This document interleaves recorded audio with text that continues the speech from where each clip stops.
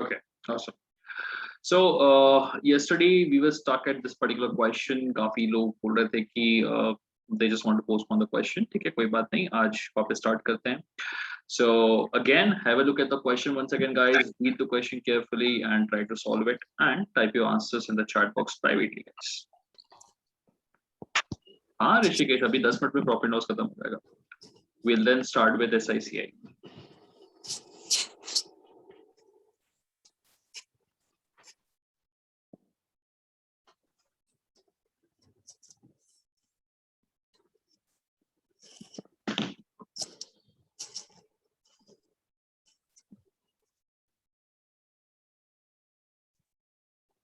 Okay, I have an answer from Nikhil. Others also, please answer the question.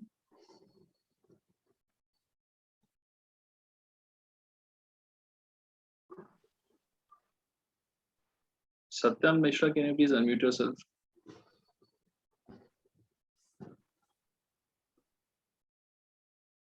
Satyam Mishra, can you please unmute yourself?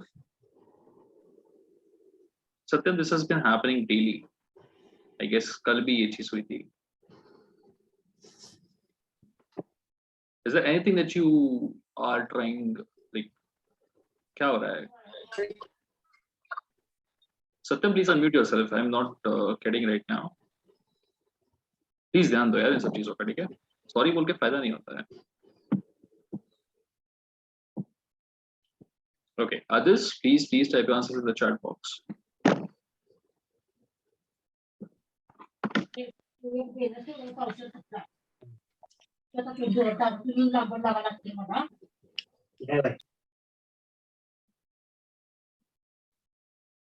Okay, awesome. People are typing the answers. Good job, guys. I can see somewhere around 8 people have got the answer. Let's just wait for 30 more seconds for others to solve it. Okay. Saurav, Tushar, Kshitij, Manikat. Awesome, guys. It's important to get an answer at least. Good. Rishikesh, Vaishnavi. Good job, guys.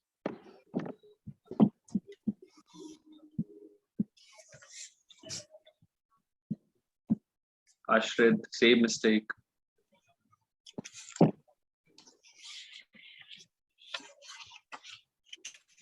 Okay, chaliye, let's have a look at the solution for this one. Amit bought 12 phones and sold them at a loss equal to selling price of 2 phones. And we have to find the loss percentage. Okay, so देखो यार simple trick है इसकी. अगर उसने 12 phone खरीदे हैं, ठीक है, और वही 12 फोन्स उसने सेल आउट कर दिए. Okay, जितने प्राइस में वो खरीद रहा है, let's say if he is buying it for X rupees and if he is selling it for X rupees once again, so there's gonna be a case of no profit and no loss. ठीक है, जितने price में खरीदा है उतने price में अगर वो बेचेगा तो it's gonna be no profit and no loss. ठीक है, बट यहाँ पे लिखा है कि he is selling at a loss equal to selling price of 2 phones. ठीक है, सिंपल है. सॉल्व करने के लिए मुझे क्या करना पड़ेगा? मुझे सेलिंग प्राइस ऑफ 1 फोन को मान लेना पड़ेगा कितना, is equal to 1 rupees. Okay, तो मेरा टोटल लॉस कितना हो जाएगा? Total loss will be of equal to 2 rupees, है ना? तो अगर मेरे एक फोन का सेलिंग प्राइस 1 रुपीज है तो 12 फोन का सेलिंग प्राइस कितना हो जाएगा? It's gonna B 12 rupees. So 12 phones को 12 रुपए में मुझे सेल करना था, राइट? लेकिन 12 फोन्स को सेल कितने में हो रहा है? अगर लॉस करना है तो 2 रुपए कम में सेल होगा. आप या तो चाहें इस तरह से देख सकते हैं, या फिर कल जो हमने ट्रिक्स डिस्कस किए थे, अगर आप उस ट्रिक से करना चाहें तो उस ट्रिक से भी देख सकते हैं. कैसे? अगर मैं 12 फोन्स खरीद के 12 के 12 फोन सेल आउट कर दूंगा सेम प्राइस में, गाइस, ठीक है, तो क्या होगा? नो प्रॉफिट नो लॉस होगा. लेकिन उसी 12 फोन की जगह पे सिर्फ और सिर्फ 10 फोन सेल आउट करूंगा तो क्या होगा? मुझे प्रॉफिट होगा, क्योंकि मैंने खरीदे 12 थे लेकिन सेम प्राइस में 10 सेल आउट कर दिए. और वैसे ही अगर मुझे लॉस करवाना है अपना, तो 12 खरीद के मैं लेट्स से 14 को सेल आउट कर दूंगा. आप इस तरह से भी समझ सकते हैं. ठीक है, आपको कुछ नहीं करना है. जो भी आपका प्रॉफिट या लॉस हो रहा है, ठीक है, जितने भी नंबर ऑफ फोन्स का प्रॉफिट या लॉस हो रहा है, कितने का हो रहा है यहाँ पे? Loss equal to the price of 2 phones. ठीक है, तो कुछ नहीं करना है, आपको बस इमेजिन कर लेना कि आपने 2 फोन एक्स्ट्रा सेल आउट कर दिए हैं एज पर द ट्रिक. तो आपने खरीदे 12 हैं और सेल आउट कितने किए हैं? 14 किए हैं. ठीक है, तो 12 खरीद के 14 सेल आउट किया at the same price. You can imagine this particular way. Now you'll take the difference between these two, which is gonna be equal to 2, and it has to be divided by what number, guys? 40. जितने आप sell out करते हैं आप उस number से divide करते हैं. 2/14. Okay, so 2/14 into 100%. This is gonna be your loss percentage. So 2 1s are 2, 2 7s are 14, 100/7 is going to be the correct answer. Simplify करके अगर आप चाहो तो आप मेंशन कर सकते हो वहां पे. Okay. अगर आप 12 फोन्स खरीद के 12 सेल आउट कर देते तो सिंपल था, नो प्रॉफिट नो लॉस. अगर आप 12 से कम सेल आउट करते हैं तो प्रॉफिट होगा, 12 से ज्यादा सेल आउट करते हैं तो लॉस होगा. आपको कुछ नहीं करना है, एज पर द ट्रिक. जितने भी फोन्स आप सेल आउट कर रहे हैं, अगर लॉस हो रहा है तो आपको उतने ज्यादा सेल आउट कर देना है. 12 खरीद के 14 बेच दिए तो एज पर द ट्रिक ये क्वेश्चन आप कन्वर्ट हो चुका है. डिफरेंस लेके आप नंबर ऑफ सेलिंग वाले से डिवाइड कर देंगे, राइट, है ना. एंड वहीं पे अगर आपने प्रॉफिट कमाया होगा तो आप उसके हिसाब से डिफरेंस लेके नंबर ऑफ सेलिंग प्राइस वाले से डिवाइड कर देंगे. Okay. Manikat, I've been getting the answers, but I can see at a certain point of time at least 7 people are replying. Okay, so there's a possibility you might have answered the question correctly. Okay, but मैं respond नहीं कर पाया. Sometimes it happens. Okay, so is the question clear to everyone, guys?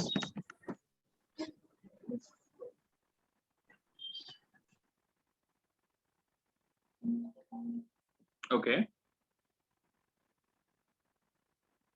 If it is profit, अगर यहीं पे आपको profit हो रहा होता, ओके, तो आप इसे इस तरह से देख सकते थे कि अगर आपको प्रॉफिट हो रहा है तो आपने 12 खरीद के 10 को सेल आउट किया होता. ओके. जो भी नंबर है यहाँ पे गाइस, जितने भी नंबर ऑफ फोन्स का लॉस या प्रॉफिट हो रहा है, उस नंबर ऑफ फोन्स पे आपको ध्यान देना है. ठीक है. आपने 12 खरीद तो लिए हैं, अब आप सेल आउट कितने करेंगे? या तो 12 + 2 सेल आउट करेंगे गाइस, या फिर 12 - 2 सेल आउट करेंगे. इस तरह से देखो इसको. ठीक है. अगर आप 12 + 2 सेल आउट करते हैं, अगर आप 12 + 2 सेल आउट करते हैं मतलब आपको लॉस हो रहा होगा.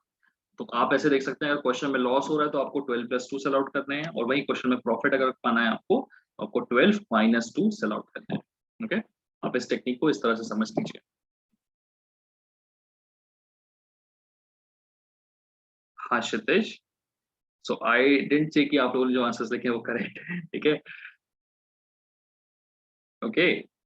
Just focus on the technique guys, answers could be different. Okay. So if there is anyone who is having any doubt with respect to the technique, please unmute yourself and ask me the question.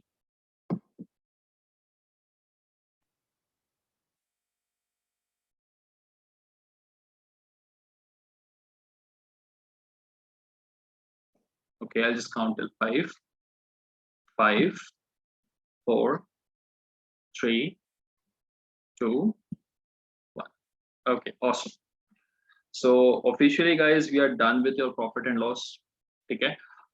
You just have to look at the assignment. Assignment में questions है, there are somewhere 20 questions in the assignment, है ना?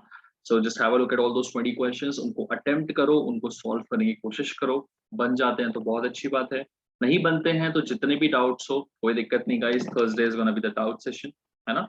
और इस बार हम इस Thursday के doubt session में we'll be discussing the doubts of previous chapters as well, है ना? So whatever the chapters that I have taught till now, उन सबके doubts आप Thursday को पूछ सकते हैं. ठीक है. Not just about profit and loss, है ना?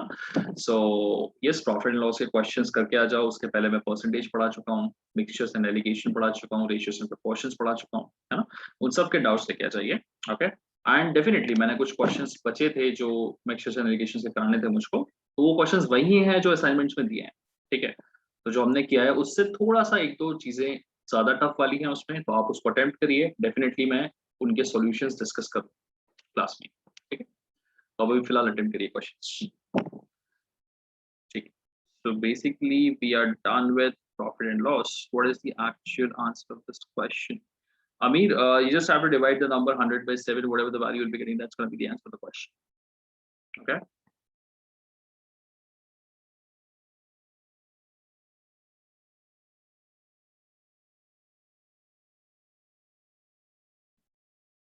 Okay. Perfect. So let's just move to the new topic, guys, which is your profit and loss. Sorry, which is your simple interest and compounds. Okay. Now, first of all, we'll just try to understand what is the actual meaning of simple interest. Yes, Shitesh, it is selling price. It is not the cost price. अगर cost price होता तो answer अलग आता पिछले question का. ठीक है. Okay. और कोई है जिसका कोई, अच्छा ठीक है, कोई डाउट्स नहीं है. ठीक है guys. So let's start with simple interest and compound interest. बहुत ही सिंपल सा टॉपिक है गाइस, बहुत ही छोटा सा कॉन्सेप्ट होता है इसका, उसको समझ लेते हैं, है ना? So let's say you went to the bank and you deposited a sum of 100 rupees. Okay, आपने बैंक में एक sum of 100 rupees को deposit कर दिया. जब आप deposit कर रहे थे तो बैंक ने बोला कि they will be providing you a certain rate of interest, है ना, which is given as let's say 10% per annum. इस पर एनम का बहुत इंपॉर्टेंस है गाइस, ठीक है? पर एनम का सिंपल सा मतलब होता है कि हर साल इतना रेट ऑफ इंटरेस्ट आपको मिलेगा, ठीक है? Now this 10% will be calculated on your principal amount. Guys, please unmute, put yourself on mute mode. Okay.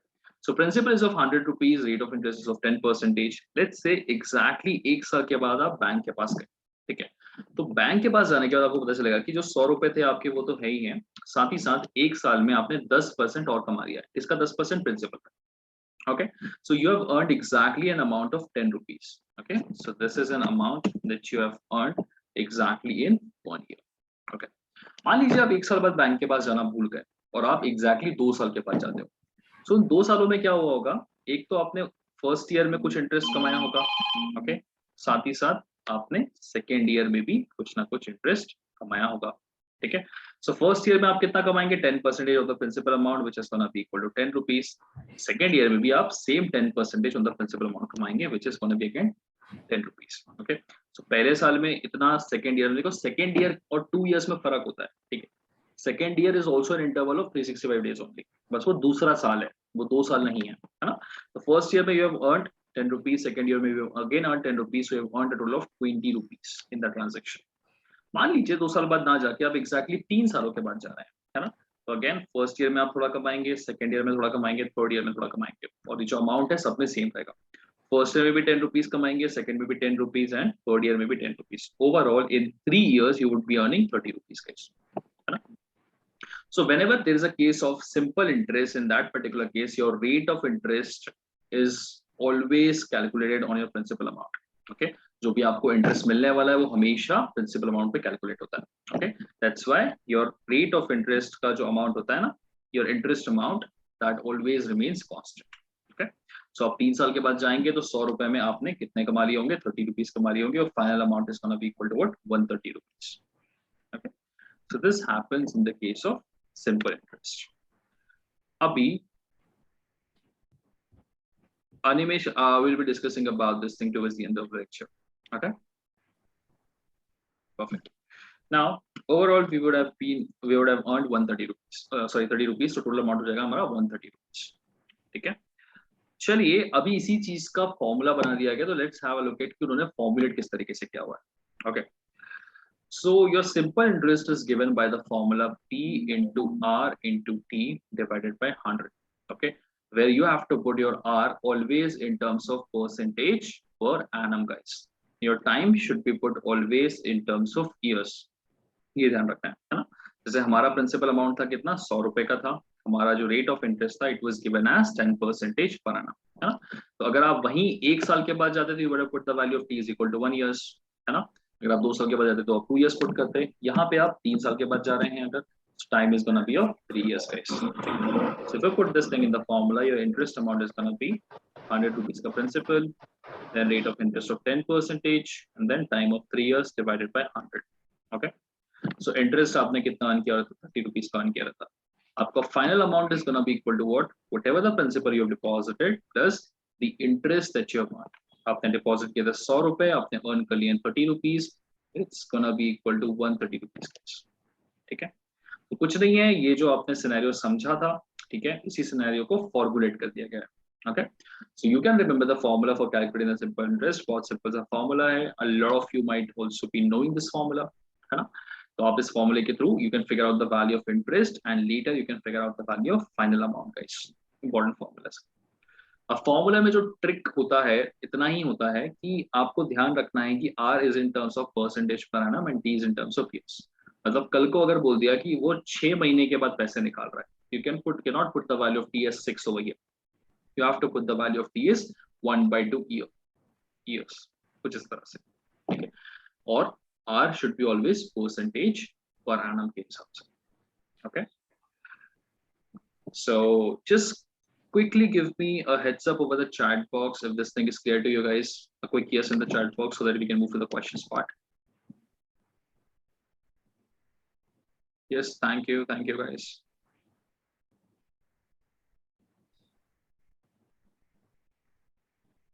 Okay, thank you for the responses, guys. Now let's just have a look at one of the most basic questions. Okay, read the question and type your answers in the chat box privately, guys. Again, level gradually बढ़ेगा questions का. First, let's just try to solve some basic questions.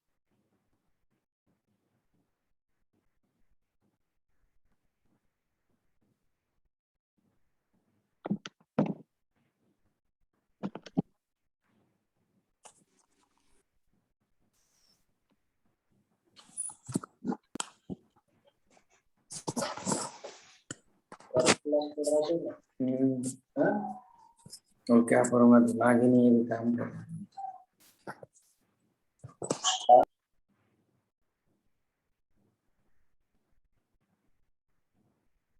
Awesome. You can see a lot of people answering the question. Good job, guys. Yogesh, are you joining the session for the very first time? Yogesh Mahashabde, can you please unmute yourself? Yes, sir. Joining for the very first time? No, sir. Yeah, second time. Second time. Yogesh, देखो आपने जो answer लिखा है ना, आपने वहाँ पे everyone में लिखा है, तो वहाँ पे प्राइवेटली जो रहता है आपको वो भेजना है, ठीक है? Yes, sir. Yes, sir. चलिए, let's have a look at the solution, guys. You have to figure out the value of the amount after 3 years, है ना? The principal that you have deposited is of 1,000 rupees and the rate of interest is given as 20% per annum. And the time is of 3 years. Okay, सब कुछ हमारे according है. We can just figure out the value of the interest, which is gonna be principal into rate into time divided by 100. कुछ लोगों ने I believe orally किया होगा इस चीज को, है ना? Again, पहले फॉर्मूले से देख लेते हैं, फिर orally कैसे करना वो भी बात कर लेंगे. 3 साल के लिए हमने किया है, R percentage per annum में है, time is also in terms of years. We can just divide it by 100. Okay, so it is gonna be 3 2s are 6 and along with 2 zeros. So the amount of interest that I would have earned in 3 years is gonna be 600 rupees. मैंने deposit किया था 1000 रुपए, मैंने 600 रुपए उसमें कमा लिए. The amount is gonna be equal to 1600. Okay, so what you can do is you can just solve this question using the formula, guys. और आपको पता है कि सिंपल इंटरेस्ट का क्वेश्चन है, सिंपल इंटरेस्ट में हर साल सेम अमाउंट ऑफ इंटरेस्ट लगता है ना? सो आपको हर साल 1000 रुपए पे 20% कमाने को मिलेगा. 1000 रुपए पे 20% निकालना बहुत आसान है. कितना होगा? It is exactly equal to 200 rupees. एक साल में 200 कमाओगे, 3 साल में 600 कमा लोगे, तो 1000 का 600 लग के 1600 बन जाएगा. So you could have solved it orally as well using this technique. ठीक है ना? एक साल का निकाल लो 200 रुपए, 3 साल का 600 रुपए, मतलब टोटल 1600. ऐसे भी कर सकते हैं guys. Okay, awesome. 90% लोगों के आंसर्स करेक्ट आ गए हैं, so I believe कि किसी का कोई प्रॉब्लम होना नहीं चाहिए. Quickly have a look at this particular question, try to solve it and type your answers in the chat box, guys, privately.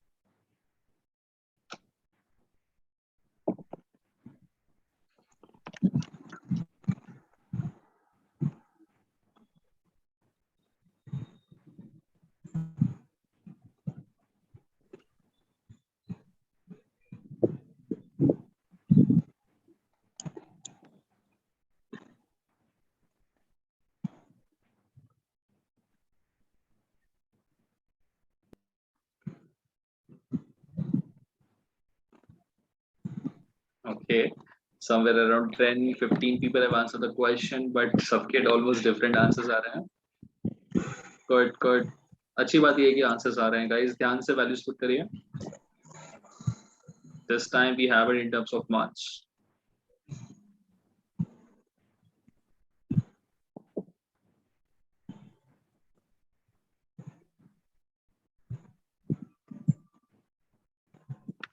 Awesome यार, काफी लोगों ने करेक्ट आंसर लिखा है.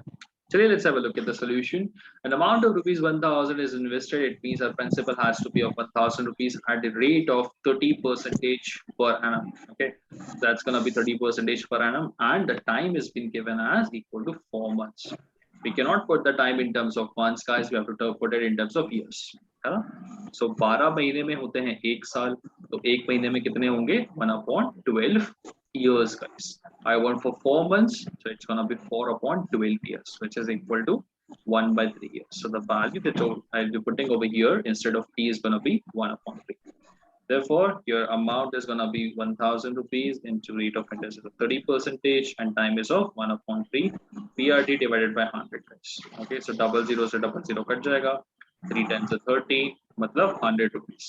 100 रुपए आपने कमाए हैं 4 महीनों में. 1000 रुपए पे 100 रुपए कमा लोगे तो आपका final amount is gonna be equal to 1100 rupees. Okay, almost everyone has got the correct answer. जिनके अलग आए थे, guys, please understand this time it was not in terms of years, it was in terms of months. Okay, जिनका 2200 आया है guys, ये incorrect है, आपने years के टर्म्स में लिया था इसे. चलिए, I believe everyone has understood the question because 90% लोगों के correct भी आए थे. Let's move to the next question. Now this question, ये थोड़ा सा tricky sound करता है, ठीक है? You should be able to solve it in 30 seconds, guys. Okay? So your time starts now.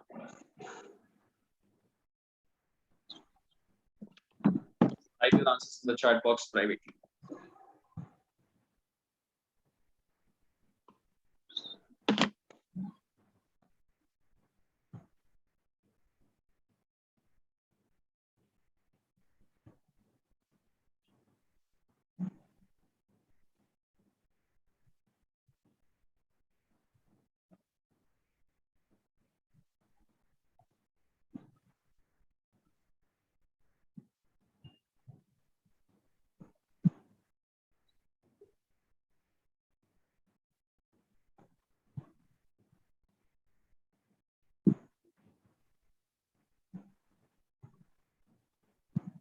Okay, I have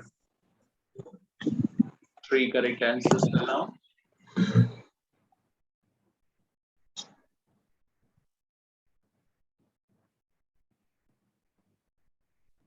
Bhushan incorrect है आपका.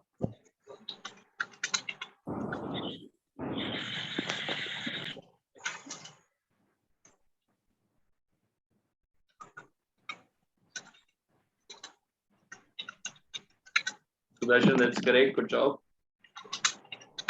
Dharmraj, answer is correct. बहुत अच्छे. Bhagav Patil, answer is correct. Nikhil, amount invested पूछ रहा है, ठीक है? So you have to subtract that amount from 5,000. Bhagav Patil, the answer is correct. 5 6 correct answers till now. देखो सोचो guys, है क्वेश्चन सिंपल इंटरेस्ट का, है आसान और हो भी सकता है 30 सेकंड. सोचो क्या ट्रिक लग रही होगी यहाँ पे. Krishnakant, good job. The answer is correct.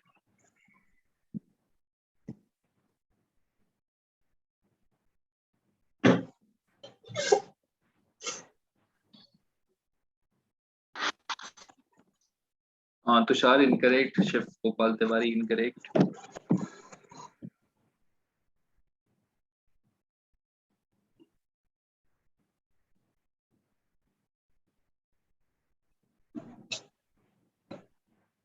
Okay guys, अगर आप इसमें PRT by 100 लगाते जाओगे, P के टर्म्स में वैल्यूज लिखते जाओगे तो बहुत लंबा जाएगा. ट्रेडिशनल मेथड से नहीं करना, सिंपल तरीका बता रहा हूँ. आपको पता है कि rate of interest remains constant, right? मतलब हर साल आपको सेम अमाउंट ही इंटरेस्ट मिलने वाला है ना? तो इट सेज दैट, कौन है यार? Okay, so it says that an amount P becomes rupees 5,000 in 3 years, है ना? 3 साल में 5,000 बन जा रहा है वो from now and it becomes 6,000 in 5 years. ठीक है, देखो 5,000 से 6,000 तक बनने का जो प्रोसेस है उसमें 1,000 रुपीज का इंक्रीमेंट चाहिए और उसको टाइम कितना लग रहा है? 2 साल लग जा रहे हैं. मतलब यहाँ पे 3 साल में हो रहा है, यहाँ 5 साल में हो रहा है, मतलब बीच के 2 साल. तो एग्जैक्टली 2 years में, इन एग्जैक्टली 2 years 1,000 रुपीज का इंक्रीमेंट हो जा रहा है. मतलब हर साल कितने का इंक्रीमेंट हो रहा होगा? हर साल इसका आधा 500 रुपए का हो रहा है ना? और क्योंकि क्वेश्चन सिंपल इंटरेस्ट है, मतलब कंफर्म है कि जो रेट ऑफ इंटरेस्ट जो आपका इंटरेस्ट बन रहा है वो हर साल कांस्टेंट रहेगा. ठीक है, हर साल 500 रुपए का इंटरेस्ट मिल जाता है. तो 3 साल में कोई चीज 5,000 बन जा रही है, मतलब 3 साल में 1,500 रुपए का इंटरेस्ट एडिशन हो गया होगा, है ना? 3 साल में आपके 1,500 रुपए का इंटरेस्ट एडिशन हो गया होगा. तो 1,500 रुपए ऐड होने पे कोई चीज 5,000 बन जा रही है, मतलब ओरिजिनली वो कितनी थी? 5,000 में से 1,500 का घटा दीजिए, है ना? So originally it was only 3,500 rupees. ठीक है, बहुत आसान सवाल था, ओरली भी हो सकता था। तो 2 साल के अंदर अंदर 1000 से चीज बढ़ जा रही है, मतलब 1 साल के अंदर अंदर 500 से बढ़ेगी, तो हर साल वो 500 से बढ़ जाती है। तो 3 साल में 1500 से बढ़ी होगी, 1500 से बढ़ के वो 5000 हो जा रहा है, मतलब वाकई में वो कितने का था, 3500 के बराबर था initial amount. If anyone has any doubt with respect to the solution, please unmute yourself and ask, guys. I'll just count till 5, 5, 4, 3. Hello sir. हाँ जी बोलिए। सर ये और एक बार समझा दीजिए आप। हाँ बिल्कुल बिल्कुल समझा देता हूँ मैं, ठीक है। देखो अगर आप ट्रेडिशनल तरीके से सॉल्व करोगे ना, if you take the amount as P, ठीक है, फिर आप उसमें रेट ऑफ इंटरेस्ट आपको पता नहीं है, ठीक है, फिर आपको क्या पता है, टाइम पता है ना, ठीक है। सो टाइम आपको सिर्फ पता है 3 years। सो आप PRT बाय 100 करोगे, इंटरेस्ट निकालोगे, फिर आप क्या करोगे, अमाउंट निकालोगे। आप ये सब पूरा प्रोसेस फॉलो करोगे ना, तो उसमें बहुत टाइम जाएगा, बहुत चीजें मिसिंग भी है यहाँ पे, ठीक है। So we don't have to go using the traditional process. What you have to do is, हमें पता है क्वेश्चन किसका है, सिंपल इंटरेस्ट है। कैसे पता चलता है, क्योंकि वहां पे कंपाउंडेड वर्ड मेंशन नहीं होता है, ठीक है, या फिर अगर मेंशन ना किया जाए तो भी मैं क्वेश्चन को देख के समझ पा रहा हूँ कि इसमें कॉन्स्टेंटली चेंजेस हो रहा है, ठीक है। सो 5000 से लेके हम 6000 तक पहुंच रहे हैं कितने सालों में, 3 साल से 5 साल के बीच में। 3 साल में कोई चीज 5000 हो जा रही थी, 5 साल में वो 6000 हो रही थी, मतलब 5000 से 6000 पहुंच गया वो बीच के 2 सालों में, राइट। 5000 से 6000 पहुंचना मतलब 1000 रुपए का इंक्रीमेंट हो रहा है कितने सालों में, 2 सालों में। तो हर साल कितने का इंक्रीमेंट हो रहा होगा बताओ, हर साल हो रहा होगा कितने का, 500 रुपए का इंक्रीमेंट, ठीक है।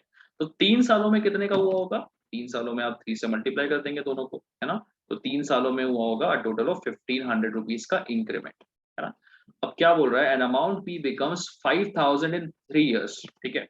मतलब ये जो पी था ये 3 साल में 5000 बन गया, तो 3 साल में क्या होगा, इसमें 1500 का एडिशन हो गया, क्योंकि हर साल 500 होता है, 3 साल में 1500 का एडिशन हो गया होगा, और ये बन गया होगा 5000 के बराबर। तो पी कितना होगा, 3500 हो जाएगा, ओके।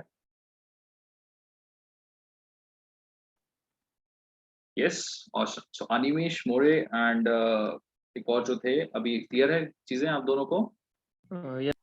यस, ठीक है, ठीक। So let's move to the next question, guys. Okay, read the question carefully and type your answers in the chat box privately, guys. कोई गलती नहीं, कोई भी everyone में मैसेज नहीं करेगा, privately मैसेज भेजिए please.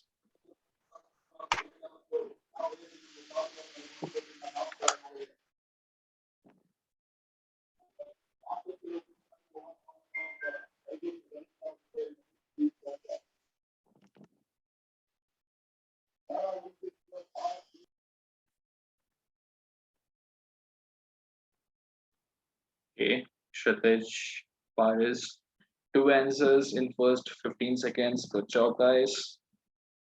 Satyam.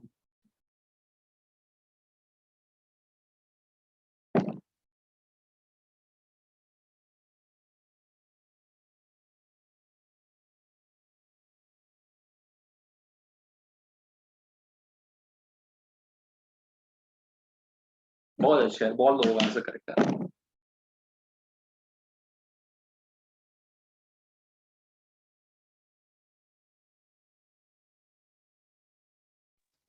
Sir, you are getting my answers, sir?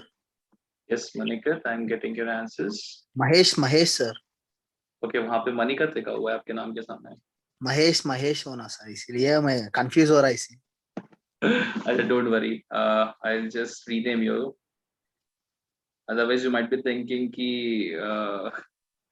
नाम कुछ और दिया जा रहा है। Yeah, sir. Yeah, just a second. I'll just rename you. Your name is Mahesh, right? Yes, sir, Mahesh. Mahesh. Okay, Mahesh, I've renamed you, so I believe now I'll be calling the correct name. Yes. Okay, so Yogesh correct, Rajdeep Chakravarti correct, Shiv Gopal Tiwari, आपने identify तो कर लिया है, whatever you have written over there is correct, but answer तो बताओ मुझे, final answer क्या होगा? Sir, did you get my answer, sir? And one more thing. हाँ, Mahesh, I got your answer. Okay, sir. ठीक है. Yes, the answer is correct, Mahesh. Okay. Initially invested नहीं, Junaid incorrect है, वो इन्वेस्टमेंट जो आपने लिखा है, निखिल इनकरेक्ट हो रहा है परसेंटेज आपका। चलिए, I've already received a lot of answers. Let's just go to the solution for the question, guys. Okay. Yes, Shiv, correct as well. Amount P becomes rupees 14,000 in 5 years from now, and it becomes 18,000 in 7 years from now. ठीक है, तो पहले 14,000 बन रहा है वो 5 सालों में, और उसके बाद अगर अभी से देखो तो 7 सालों में वो 18,000 बन सकता है। ठीक है, 5 सालों में 14,000 बन सकता है, 7 सालों में 18,000 बन सकता है, मतलब 5 से 7, मतलब इन 2 सालों में वो क्या हो रहा है, 14,000 से 18,000 बन जा रहा है, मतलब 2 सालों में वो 4,000 रुपए से बढ़ जा रहा है। तो एक साल में कितने से बढ़ रहा होगा, एक साल में बढ़ रहा होगा वो एग्जैक्टली आधा, मतलब 2,000 रुपए से, है ना। अब कोई चीज एक साल में 2,000 से बढ़ती है और वो बढ़ते बढ़ते 14,000 हो गई है 5 सालों में, है ना। एक साल में 2,000 से बढ़ता है तो 5 सालों में कितने से बढ़ रहा होगा, वो एग्जैक्टली 10,000 से बढ़ा होगा, है ना। और कोई चीज 10,000 से बढ़ के किसके बराबर हो गई, 14,000 के बराबर हो गई है ना। एक अमाउंट पी था जो 10,000 से बढ़ के किसके बराबर हो गया, 14,000 के बराबर हो गया। Okay, so the value of P is going to be equal to 4,000. So the amount that you have invested initially is equal to 4,000. Okay. अब पूछ रहा है कि find the initial amount invested, ये तो निकाल दिया, and the rate of interest per annum. देखो, rate of interest per annum मतलब मुझे आर की वैल्यू निकालनी है, उसकी वैल्यू के लिए ज्यादा टेंशन लेने की जरूरत नहीं है। आपकी वैल्यू हर बार कितने से बढ़ती है, हर साल 2,000 रुपए से बढ़ती है। ठीक है, और 2,000 इनिशियल इन्वेस्टमेंट है 4,000 का, तो 4,000 का 2,000 कितना हुआ, तो 4,000 का 2,000 होगा एग्जैक्टली 50%। ठीक है, मतलब आपकी वैल्यू जो है वो हर साल 50% से बढ़ रही है, 50% of the initial amount. Okay, so rate of interest is gonna B 50% per annum guys. ठीक है, हर साल जो अमाउंट से बढ़ रहा है उसी के बेस पे रेट ऑफ इंटरेस्ट निकलेगा, तो पूरा पीआरटी लिखने की जरूरत नहीं, 2,000 से बढ़ रहा है हर साल, अमाउंट इनिशियली 4,000 है, 4,000 का 2,000 कितना, 50%, तो हर बार वो प्रिंसिपल के 50% से बढ़ जाता है। I'll just count till 5. If anyone has any doubt, please ask me questions, guys. Okay? 5, 4, 3, 2, 1. Awesome. Let's see आगे क्या है। Next is compound interest. Okay? ठीक है, चलिए let's talk about compound interest now. So simple interest में हमने देखा था क्या, कि हर साल जो आपको इंटरेस्ट मिलता था, है ना, it is always calculated with respect to the initial principal amount, है ना। That's why हर साल जो आपको इंटरेस्ट मिलता था वो क्या होता था, सेम होता था। कंपाउंड इंटरेस्ट में ऐसा नहीं होता है गाइस, थोड़ी सी चीजें बदल जाती है। लेट्स से कैसे, आप उसी बैंक में दोबारा गए, आपने 100 रुपीज कैरी किया था, okay, and this time the bank said that it will provide you 10% per annum, and उसके साथ उसने एक और वर्ड अटैच कर दिया विच इज कंपाउंडेड एनुअली। ठीक है, तो जैसे ही आपका ये वर्ड कंपाउंडेड आ जाता है कहीं पे भी, मतलब question becomes it of compound interest. ठीक है, so principal is of 100 rupees, rate of interest is 10% per annum, compounded annually. ठीक है, अब आप अगर एग्जैक्टली एक साल के बाद जाते हैं तो एक साल में क्या होगा, आप 10% का इंटरेस्ट कमाओगे, किस अमाउंट पे, 100 रुपए पे, है ना। तो 100 रुपए में 10% मतलब exactly 10 rupees you will be earning in 1 year. Also you can say this is also in the first year guys। ठीक है, 10 रुपए कमाने की वजह से आपका 100 रुपए का अमाउंट हो जाएगा 110 रुपए का। ठीक है, तो ये फाइनल अमाउंट होगा। सिंपल इंटरेस्ट में भी सेम होता था, पहले साल में सिंपल इंटरेस्ट और कंपाउंड इंटरेस्ट में जो कमाई होती है वो सेम होती है, क्यों, क्योंकि दोनों का प्रिंसिपल अमाउंट सेम होता है। सेकेंड ईयर में चीजें बदलेंगी, है ना। मान लो आप एक साल बाद ना जाके बैंक जा रहे हो एग्जैक्टली 2 सालों के बाद, तो 2 सालों में क्या हुआ होगा कि आपने कुछ कमाया होगा पहले साल में, फर्स्ट ईयर में, और कुछ कमाया होगा आपने कैसे, दूसरे साल में, सेकेंड ईयर। ठीक है, तो पहले साल में कितना कमाओगे आप 10% of 100 rupees which is gonna B only 10 rupees. ठीक है, और 10 रुपए कमा के साल के अंत में आपके पास पैसे हो गए होंगे 110 रुपए। अब आप सेकेंड ईयर में जो कमाओगे वो 10% ऑफ 100 रुपीज नहीं कमाओगे, आप कमाओगे 10% on the new principal amount. Okay, so 10% of 110 कितना होता है, 11 रुपए। ठीक है, मतलब आप सेकेंड ईयर में 11 रुपए कमाओगे, तो ओवरऑल कितने कमा लोगे आप, पहले ईयर में 10 रुपए, सेकेंड ईयर में 11 रुपए, मतलब total 21 rupees you will be earning guys. ठीक है, वही अगर आप 2 साल बाद ना जाके बैंक जाते हो एग्जैक्टली 3 सालों के बाद, तो क्या होगा, आपने फर्स्ट ईयर में कुछ कमाए होंगे, है ना, आपने सेकेंड ईयर में कुछ कमाया होगा, और आपने थर्ड ईयर में भी कुछ कमाया होगा। तो फर्स्ट ईयर में वही 10% होता है इनिशियल अमाउंट, मतलब आप 10 रुपए कमा लोगे यहाँ पे, है ना।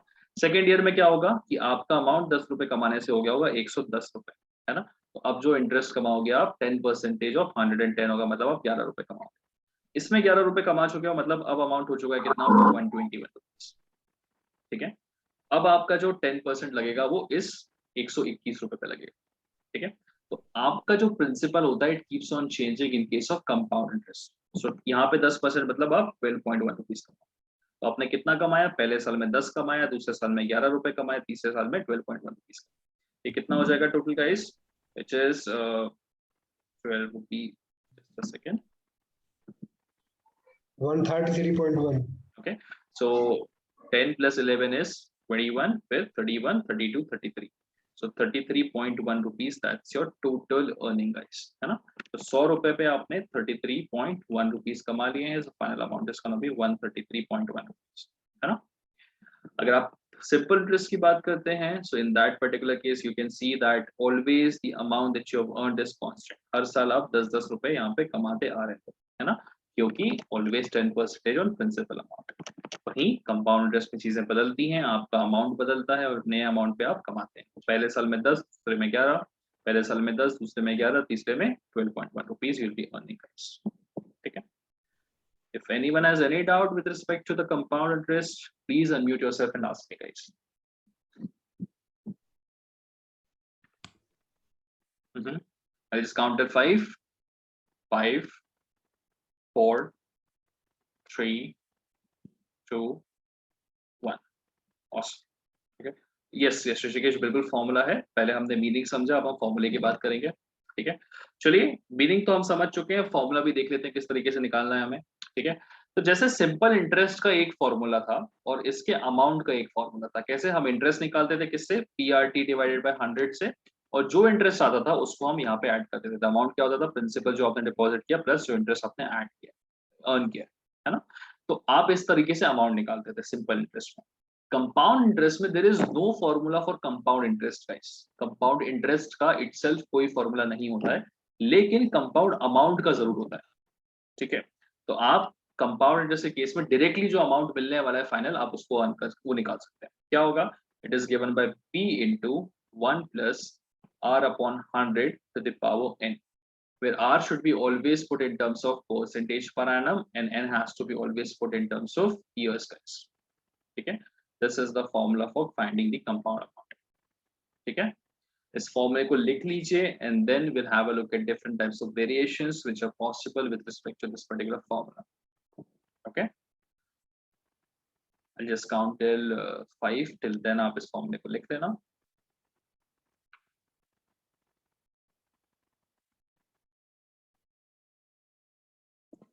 Principal into 1 plus R upon 100 to the power n, where R should be always in terms of percentage per annum and n has to be always in terms of years. Awesome. चलिए, मैंने कहा था कि question में अगर मुझे पहचानना है कि क्वेश्चन कंपाउंड इंटरेस्ट का, तो कैसे पहचानूंगा मैं, there has to be a word attached, word होता है कंपाउंडेड। अगर ये वर्ड नहीं है, ओके, मतलब केस सिंपल इंटरेस्ट है। और भी दूसरे तरीके होते हैं कंपाउंड इंटरेस्ट का क्वेश्चन पहचानने के, वो आपको क्वेश्चन पढ़ते ही समझ में आ जाएगा, ठीक है। इतना ध्यान रखिए, अगर आपका जो इंटरेस्ट मिल रहा है वो हर साल कांस्टेंट नहीं है, हर साल वो कांस्टेंट नहीं है, मतलब केस कंपाउंड इंटरेस्ट ही होने वाला है। आप लैंग्वेज से भी पहचान सकते हैं इसको, ठीक है। लेकिन अगर वर्ड कंपाउंडेड डिपेंड रहता है तो डेफिनेटली वो कंपाउंड इंटरेस्ट का हो गई होगा, आसान होता है पहचान, है ना। देख लेते हैं कौन कौन से केसेस पॉसिबल हैं इसमें। So these are the 4 different cases guys. जो वर्ड आपका कंपाउंडेड है उसके साथ में या तो वो एनुअली लिख सकता है, एनुअली मतलब आपको एक साल में एक ही बार इंटरेस्ट मिलने वाला है। सेमी एनुअली मतलब क्या, एक साल में 2 बार इंटरेस्ट आप ऐसे बोल सकते हैं, या फिर 6-6 महीने में इंटरेस्ट मिलेगा। क्वार्टरली मतलब क्या, आप उसे 4 साल में 4 पार्ट्स में डिवाइड करोगे, तो एक साल में 4 बार इंटरेस्ट बोल सकते हो आप इस तरीके से। या फिर आप उसे ऐसे भी बोल सकते हैं कि 4 पार्ट्स में इंटरेस्ट आपका डिवाइड हो रहा है, ठीक है। अलग अलग तरीके होते हैं बोलने के गाइस, इनकी मीनिंग से कोई फर्क नहीं पड़ता है, फॉर्मूला बस हमें समझना है। कंपाउंडेड मंथली मतलब क्या, हर महीने आपको इंटरेस्ट मिलेगा, या फिर आप इंटरेस्ट को 12 पार्ट में डिवाइड कर दोगे, जिस तरीके से भी बोल सकते हैं, ठीक है। तो जो फॉर्मूला मैंने बताया अमाउंट का, it is valid for compounded annually. कैसे, P into 1 plus R upon 100 to the power n. So this is the formula for compounded annually. वहीं अगर क्वेश्चन में सेमी एनुअली लिख देता है, तो सेमी एनुअली का मतलब क्या है, एक साल में आप 2 बार इंटरेस्ट लगाओ, ठीक है।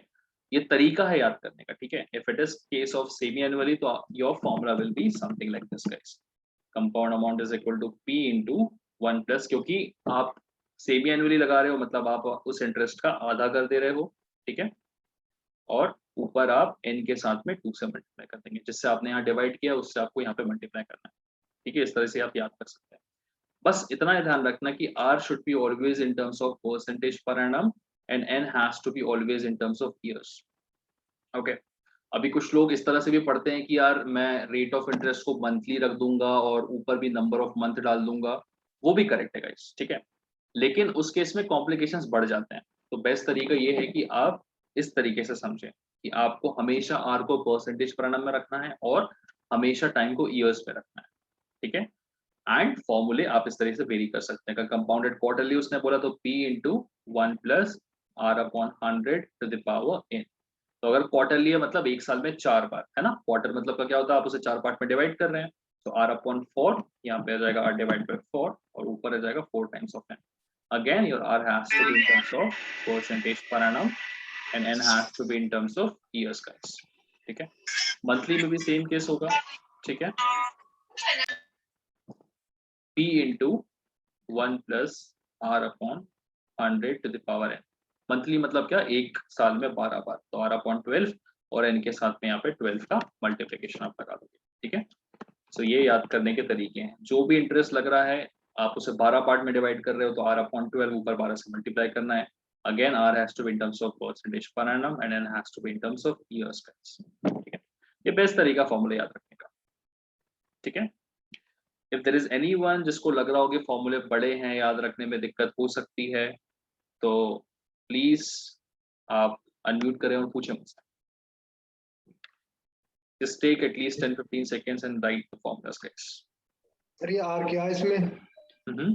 R है आपका रेट ऑफ इंटरेस्ट, जो भी आपको रेट ऑफ इंटरेस्ट स्पेसिफाई होता है ना कि 10% पर एनम 20% पर एनम, सो आपका R है rate of interest in percentage per annum. N है आपका जितने भी समय के लिए आप डाल रहे हैं इन टर्म्स ऑफ ईयर्स। और पी पी क्या है? P जो भी प्रिंसिपल अमाउंट आप डिपॉजिट करते हैं कृष्णकांत, है ना, जैसे आप अभी आपने देखा ना, हमने 2-3 क्वेश्चन सॉल्व किए थे, हाँ जी। है ना, तो जो 100 रुपए हम डाल रहे थे ना इनिशियली, उसको हम बोलते हैं प्रिंसिपल अमाउंट, वो होता है P जो आप डिपॉजिट करते हो, ठीक है। ठीक है।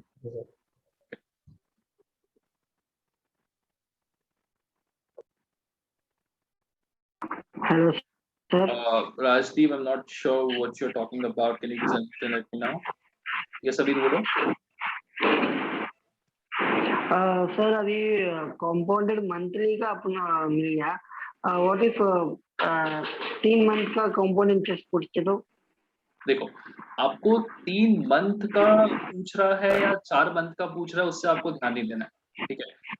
3 मंथ का इन द सेंस आप क्या बोल रहे हो? ओके, ये compounded annually, semi-annually, quarterly, monthly, इसके अलावा कुछ बोल रहे हो क्या आप? Compounded for 3 months. अभी कंपाउंडेड मंथली करके पूछ रहे हो?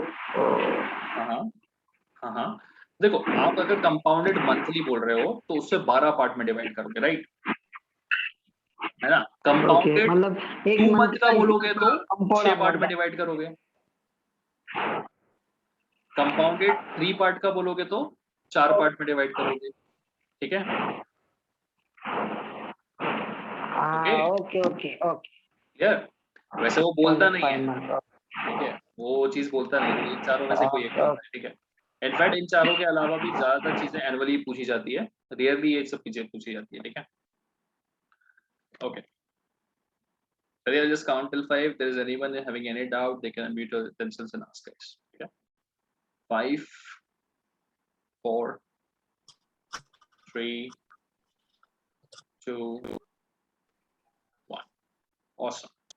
Shali, let's move ahead. Now, please have a look at this particular question, guys, and try to solve it and type your answers in the chat box privately. Okay? आपको बताना है कि investment के 1 साल में कितना अमाउंट हो जाएगा, 2 साल में कितना अमाउंट हो जाएगा, और 3 साल के इन्वेस्ट कर दिया तो फाइनल अमाउंट कितना हो जाएगा। सॉल्व करो, आंसर बताओ।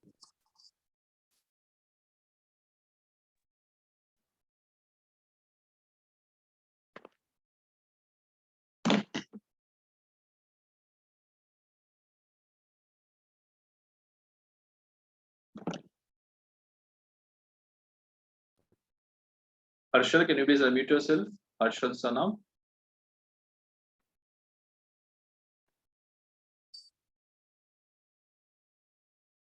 Harshal Sanab, can you please unmute yourself?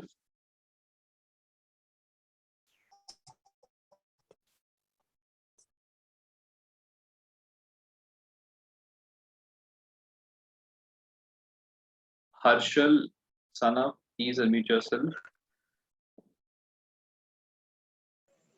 Yes sir हाँ, वो क्या लिखा है आपने, आप प्लीज एक्सप्लेन कर सकते हैं वहाँ पे? सर बाय मिस्टेक आया है आपको नहीं, doesn't mean by mistake. Yes sorry sir क्या लिखा है आप बोल सकते हैं please?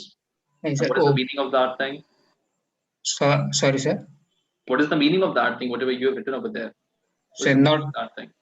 Sir not related to this topic नहीं, whatever it is, आप बताओ कि वो Where- लिखा है. हाँ, बी आर हाँ, that's it. So मैं भी 9 साल से महाराष्ट्र में हूँ, मुझे भी आती है Marathi. That's what I wanted to tell you, ठीक है ना? And that's not a Okay, good sir. sign which you've been doing, ठीक है? Okay sir Please be careful. Sir answer देख लो मेरा।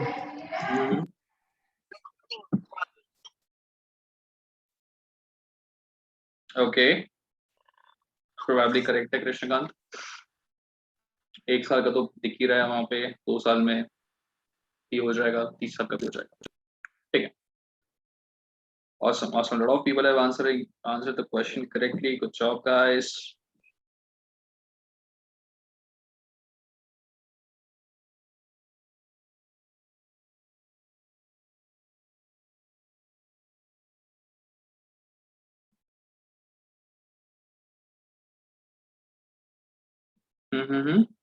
Yes, Rishikesh, just a second, let me see. Rishikesh, एक zero extra लग गया है शायद, बस, ठीक है? बाकी करेक्ट है, एक जीरो एक्स्ट्रा लगा दिया शायद आपने. ओके, चलिए, ऑसम ऑसम यार, ऑसम. देखो, फर्स्ट ईयर का निकालना बहुत आसान है क्योंकि सेम ही होता है, 10% on the principal amount, right? So 1000 में 10% मींस एग्जैक्टली 100 रुपीज का निकाल सकते हैं. तो 1000 रुपए का 100 रुपए ऐड होने पे कितना हो जाएगा? 1100 रुपए हो जाएगा. फाइनल आंसर करेक्ट है, सिंपल है. 2 इयर्स में निकालना है, तो 2 इयर्स में क्या होगा गाइस? अब देखो, आपने एक बार 10% पर एनम से लगाना है, दूसरी बार वापस से 10% पर एनम से लगाना है, ठीक है? आपको पता है क्वेश्चन कंपाउंड इंटरेस्ट का है, तो सबसे पहले दिमाग में फॉर्मूला ही क्लिक होता है ना? चलिए एक बार फॉर्मूले से करके देखते हैं क्या होता है. Your amount is gonna be equal to what? p into 1 plus r upon 100 to the power n, ठीक है? तो कंपाउंडेड एनुअली है ये, राइट है ना? एनुअली है तो फॉर्मूला सेम टू सेम रहेगा, ठीक है नहीं? So 1000 rupees has been invested into 1 plus rate of interest is what? It is of 10% divided by 100 to the power n is of 2 years है, तो यहाँ पे हम 2 लिख देंगे, है ना? So 1000 ये हो जाएगा, यहाँ से ये कट जाएगा, कितना बचेगा? ये 0.1. So 1.1 का होल स्क्वायर, ठीक है? अभी प्रॉब्लम ये होती है कि ये कैलकुलेशन कभी कभी कुछ लोगों को कॉम्प्लिकेटेड लगती है, ठीक है? या फिर यहाँ पे 10% की जगह पे मैं 20% डाल दूं, तो यहाँ पे फिर 20/100 हो जाएगा, तो वो 1/5 का होल स्क्वायर हो जाएगा, तो वो अगेन कॉम्प्लिकेटेड हो सकती है, ठीक है? तो अगर आपको लगता है कि कैलकुलेशन यहाँ कॉम्प्लिकेटेड जा रही है, तो आप एक डिफरेंट टेक्निक भी यूज कर सकते हैं, है ना? क्योंकि अगर ये स्क्वायर में अगर टेक्निक नहीं जाती है कॉम्प्लिकेटेड 3 इयर्स में, तो डेफिनेटली जाएगी. कैसे? यहाँ पे क्या आएगा आंसर आपका? p into 1 plus r upon 100 to the power n वापस से, है ना? तो 1000 रुपए आपने डिपॉजिट किए हैं, 1 प्लस रेट ऑफ इंटरेस्ट कितना है? 10/100 to the power 3, है ना? अब इस चीज को तो कैलकुलेट करना डेफिनेटली थोड़ा सा डिफिकल्ट हो जाएगा, बिकॉज मुझे एक नंबर का क्यूब करना है, 1.1 का मुझे क्यूब करना है वहाँ पे, ठीक है? स्क्वायर फिर भी 11 11 से 121 आप कर सकते हो, बट यहाँ पे क्यूब करना है, be a bit difficult task, ठीक है? So in order to avoid this formula, ठीक है, आप एक थोड़े से चेंजेस कर सकते हो. Let's just try to have a look at those changes, ठीक है? वो अगर यहाँ पे 10 की अगर 20 आ गया तो उसमें भी हेल्प कर सकता है आपको चेंजेस, ठीक है? चलिए, जिन लोगों ने फॉर्मूले से किया है सॉल्व, बहुत अच्छी बात है. अब एक ट्रिक भी थोड़ी सी देख लीजिए. आपको पता है कि आपको 10% 2 बार लगाना है, ठीक है? एक बार आपको 10% से बढ़ाना है, फिर जो फाइनल अमाउंट हुआ उसको भी 10% से बढ़ाना है. मतलब क्या है? यहाँ पे सक्सेसिव चेंजेस हो रहे हैं गाइस, ठीक है? यहाँ पे क्या हो रहे हैं? सक्सेसिव चेंजेस हो रहे हैं. सक्सेसिव चेंज का फॉर्मूला आपको पता है ना? It is x plus y plus x into y by 100%. याद है गाइस? बहुत लोगों को याद होगा, हमने परसेंटेज में पढ़ा था, है ना? मैंने कल बोला भी था परसेंटेज का वीडियो देखने के लिए, है कि नहीं? सो आपको पता है 10% का परसेंटेज हो रहा है, तो x की वैल्यू भी 10 है, y की वैल्यू भी 10 है, तो ओवरऑल परसेंटेज चेंज क्या होगा आपका? It's gonna B 10 plus 10 plus 10 into 10 divided by 100 guys, है ना? ये ओरली भी हो सकता है, just writing for the sake, ठीक है। सो 10 और 10 20 हो जाएगा और ये 1 21 हो जाएगा। It's gonna be a total of 21%, है ना। तो आपका ओवरऑल परसेंटेज 21 रुपए का 21% का है ना। 1000 रुपए में अगर 21% का बढ़ोतरी हो गया मतलब 21% of 1000 is how much 210। Okay, so final amount is gonna B 1210, ठीक है। तो जब जब कंपाउंड इंटरेस्ट में क्वेश्चन ऐसा आता है जिसमें 2 साल की बात कर रहा हो, ठीक है, और एक टेक्निक बताऊंगा इससे भी बेटर, लेकिन आप इसे भी कर सकते हो, ठीक है। नंबर्स आसान हो तो ओरली सॉल्व हो जाता है ना, क्योंकि है ना 10% निकालना है, 10% को अगर आपको सक्सेसिव में करना है तो 10 + 10 + 10 × 10/100, it is gonna be directly 21%। तो 1000 रुपए को 21% से बढ़ाना मतलब 210 रुपए ऐड कर देना, खत्म बात, ठीक है। तो 2 इयर्स में कभी भी कंपाउंड अमाउंट अगर पूछा गया, कंपाउंड इंटरेस्ट आया, so what you can do is कि आप इस तरीके से उसे सॉल्व कर सकते हैं for successive percentage change. Okay, ठीक है, चलिए। लेकिन प्रॉब्लम ये है कि हमने उसको 3 इयर्स वाले में नहीं सीखा है, ठीक है। देखो पहली चीज तो 3 इयर्स वाले में बहुत रेयरली ही पूछता है, क्योंकि आपका पेपर आपका एप्टीट्यूड चेक करने की कोशिश कर रहा है, ठीक है। The paper is just trying to check your aptitude, ठीक है ना। तो आपसे वो हैवी कैलकुलेशन कभी नहीं कराएगा, तो जनरली चांसेस यही है कि वो 2 इयर्स का ही पूछेगा। लेकिन अगर 3 इयर्स का भी पूछ लेता है, ठीक है, तो उसके लिए टेंशन लेने की जरूरत नहीं, कोई नया फॉर्मूला हम याद नहीं करेंगे, विल जस्ट सी कि हम इसमें किस तरह से कर सकते हैं, ठीक है। आपको क्या करना है कि आपने पहले देखना है कि 1 साल में कितना होगा। 1 साल में कितना होगा, 10% होगा। 10% ऑफ 1000 रुपीज, आपको उस 10% को एज इट इज यहाँ पे लिख देना, ठीक है। 1 साल का अगर पूछा तो आप बता दो कि 100 रुपए की कमाई हो जाएगी। लेकिन अगर वो पूछते कि बताओ 2 साल में कितनी कमाई होगी, तो 2 साल में कितनी होगी, ये जो 100 है इसको पहले यहाँ पे लिख लो 1 ईयर के आगे, और फिर इसके आगे वापस से 100 रुपीज को लिख दो। अभी आपको इसका भी 10% निकाल के यहाँ पे लिख लेना है, ठीक है। अब दोनों को ऐड कर लो, कितना हो जाएगा 100 + 10 110, ठीक है। तो आपकी कितनी कमाई हो जाएगी टोटल यहाँ पे 110 रुपीज की हो जाएगी। ये कहाँ पे होगी, ये आपकी सेकेंड ईयर की कमाई है गाइस, ठीक है। थोड़ा कंफ्यूजन हो रहा होगा, आई गेस यहाँ पे 2 इयर्स लिखा है, तो मैं एक प्रॉपर पेज में समझाता हूँ आपको ये चीज। ओके, सो लेट्स से आपका जो इन्वेस्टमेंट है it is of 1000 rupees eight the rate of 10% per annum, ठीक है। तो पहले साल में कितनी कमाई होगी, इस 10% 1000 रुपए का मतलब कमाई होगी 100 रुपए, ठीक है। This is earning in the first year guys, ठीक है। अगर आपसे पूछेगा बताओ सेकेंड ईयर में कितनी अर्निंग होगी, तो सेकेंड ईयर की अर्निंग के लिए इस 100 को आप एज इट इज लिखेंगे यहाँ पे, और इसका भी वापस से क्या निकालेंगे 10% निकालेंगे, ठीक है। तो आपकी सेकेंड ईयर की अर्निंग कितनी है, एग्जैक्टली है 110 रुपए, ठीक है। अगर आपसे कोई पूछता है कि बताइए थर्ड ईयर की अर्निंग कितनी है, तो थर्ड ईयर के लिए आप क्या करेंगे, इस 100 को नीचे एज इट इज लिख लेंगे, फिर ये जो 10 निकाला था इसको एज इट इज लिख लेंगे। अब इस 100 का 10% निकालेंगे गाइस, है ना। इसका 10% कितना होगा 10, और इसका भी 10% निकाल लेंगे, वो कितना होगा 1 हो जाएगा, ठीक है। तो कितना होगा ये टोटल 100 + 10 + 10 120 + 1 इज 120, सो आपकी अर्निंग होगी 121, ठीक है। ये थर्ड ईयर की अर्निंग है, ये सेकेंड ईयर की अर्निंग है, और ये फर्स्ट ईयर की अर्निंग है, ठीक है। अगर आपसे पूछता है कि अच्छा बताओ थर्ड ईयर की अर्निंग नहीं चाहिए मुझे, बताओ 3 साल की अर्निंग कितनी हुई, 3 साल की अर्निंग में अपनी अपनी इंडिविजुअल अर्निंग को ऐड कर दो, तो ये तीनों का एडिशन कितना होगा 300 रुपए, इन दोनों का एडिशन कितना होगा 20 रुपए, इसका 10 रुपए, इसका 1 रुपए, ठीक है। 320 10 330 और एक 331, राइट।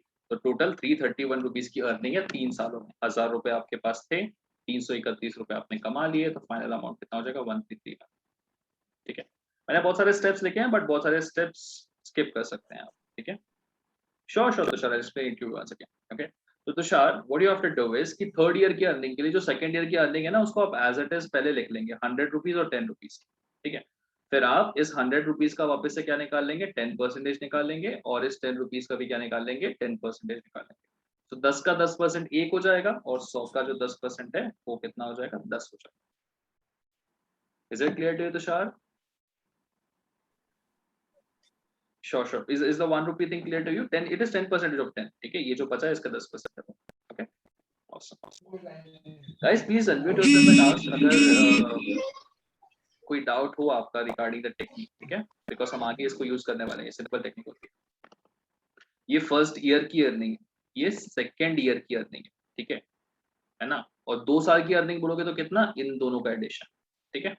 तो 2 साल की अर्निंग पूछते तो आप इन दोनों को ऐड कर देते पूरा, है ना। फर्स्ट ईयर में 100 रुपए कमाया, दूसरे साल में 110 रुपए कमाया, तो 2 साल की अर्निंग कितनी हो जाती थी 210 रुपए की हो जाती है ना। वैसे ही अगर 3 साल की पूछा है तो थर्ड ईयर की अर्निंग कितनी 121 रुपए की अर्निंग है, तो 3 साल की अर्निंग कितनी होगी, पहले साल की प्लस दूसरे साल की प्लस तीसरे साल, या फिर पहले 2 साल की 210 प्लस 121, दोनों केस में सेम आता है 330। बोलो बोलो।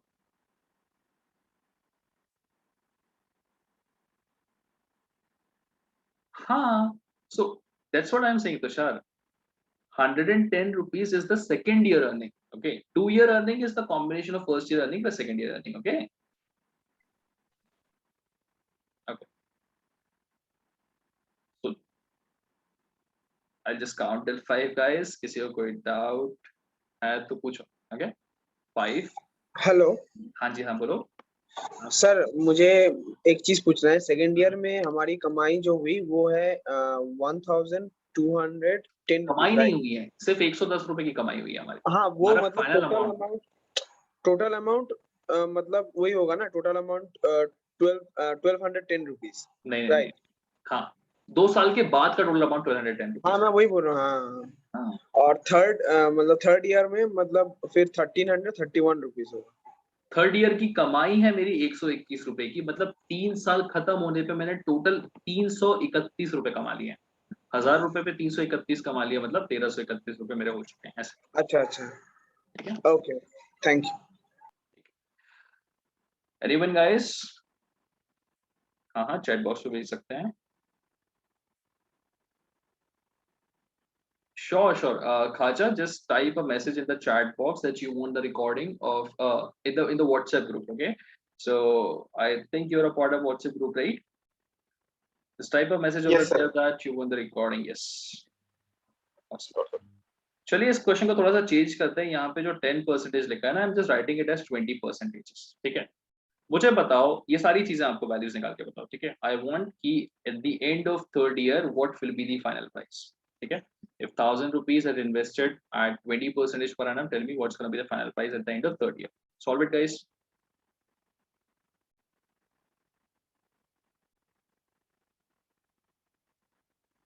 Type your answers in the chat box privately, please.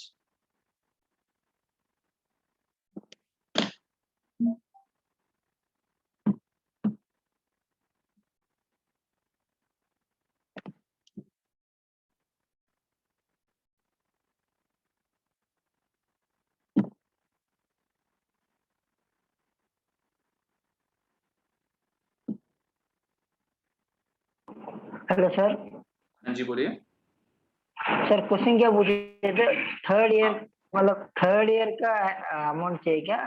नहीं 3 साल खत्म होने के बाद eight the end of third year. ठीक है. 3 साल खत्म होने के बाद 1000 रुपए के बदले मुझे कितना अमाउंट बन चुका होगा, मुझे ये बता. Okay okay. Good job, guys. Okay. So I can see few correct answers over there. Awesome. Good job. Dharraj correct है, हर्षल correct है. शुभम एक बार आप चेक करिए आपका answer. Mahesh I guess values correct होने चाहिए आपके. check it guys. मुझे एग्जैक्टली आंसर्स याद नहीं है, बट जितना मुझे देख के लग रहा है करेक्ट आ रहे हैं लोगों के.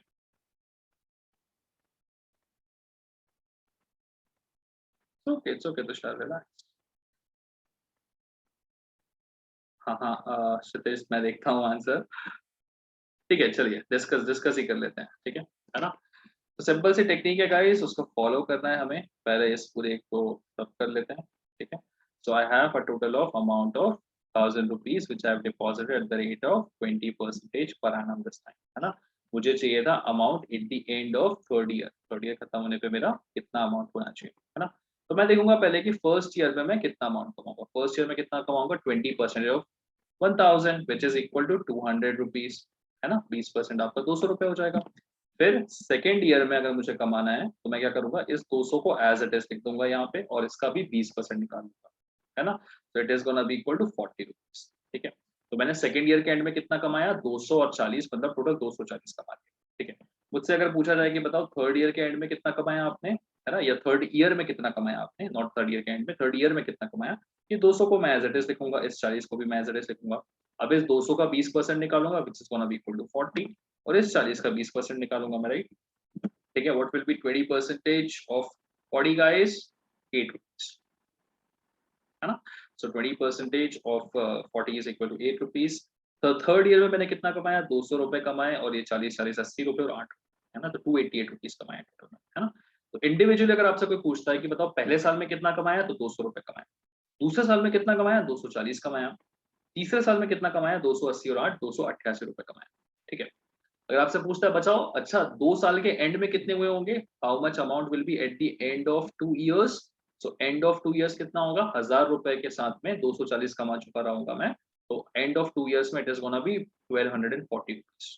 ठीक है, वहीं अगर आपको इस चीज से कोई आपसे कोई पूछता है कि what will be the final amount at the end of 3 years, ठीक है, तो एंड ऑफ 3 सॉरी नॉट 1240 यहाँ पे करा दिखा है मैंने, ये सेकेंड ईयर का अमाउंट है, सॉरी गाइस। 2 इयर्स का अमाउंट कितना होगा? पहले साल का अमाउंट प्लस सेकेंड ईयर का अमाउंट। ठीक है, तो मैंने गलती से किया, सॉरी फॉर दैट थिंग। तो पहले साल में मैंने 200 रुपए कमाए हैं, दूसरे साल में 240 कमाए, मतलब 2 साल का मिला के, 2 साल का मिला के मैंने कितने कमाए हैं? 440 रुपए कमाए। ठीक है ना? So amount at the end of 2 years कोई पूछता है तो कितना? 1000 रुपए में मैंने 440 कमाए हैं, तो it's gonna be equal to 1440 rupees. ठीक है, वहीं अगर कोई पूछता है what will be the amount at the end of 3 years, तो 3 साल में कितना कमा लिया मैंने? तो पहले साल में 200 कमाया, दूसरे साल में 240 कमाया, तीसरे साल में 288 कमाया। ठीक है, तो 3 साल में कितना कमाया? इन सब का एडिशन। तो either you can add all these values, या फिर एडिशन यहाँ से भी सिंपल होता है, 200 200 400 200 600 यहाँ पे, 40 40 80 यहाँ पे, फिर 40 और 8 48 यहाँ पे, है ना? सो 600 80 80 और 40 कितना होगा? 720 प्लस 8 इज 720। ठीक है, तो 3 साल में मैंने कितना कमाया है? 728 रुपीज। 1000 में 728 कमाया, मतलब 1728 रुपए टोटल मैंने फाइनल अमाउंट होगा। ठीक है, ओके गाइस, फोर्थ ईयर तक नहीं जाएगा आश्रम, ठीक है, डोंट वरी अबाउट इट। ठीक है, फोर्थ ईयर तक नहीं जाएगा। So this is how you have to perform the calculations guys. एक साल में कितना? 200 रुपए, दूसरे साल में 240, 2 साल में कितना? 240 प्लस 200 440, तीसरे साल में 288, 3 साल में कितना? इन दोनों का एडिशन विच इज 728। ठीक है, ठीक है, ठीक है, सो 720, हाँ that's correct, calculation is correct. ठीक है, I'll just count till 5 guys, please unmute yourself and tell me your queries. 5 4 3 2 1। Not a problem Dharmaraj, कोई बात नहीं, ठीक है, हो जाती है गलती। चलिए, now let's try to have a look at the actual questions guys, ठीक है, तो ये ऑलरेडी हमने 10% से कर लिया है। Now please have a look at this question guys and type your answers in the chat box privately.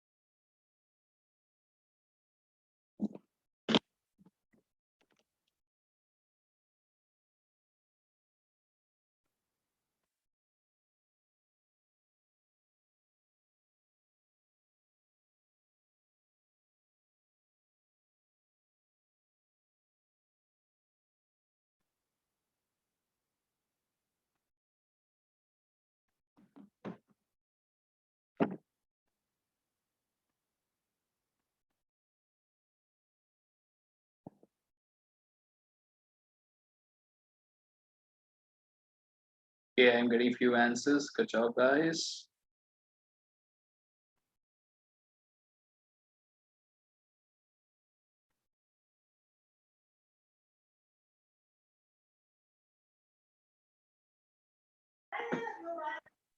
Okay.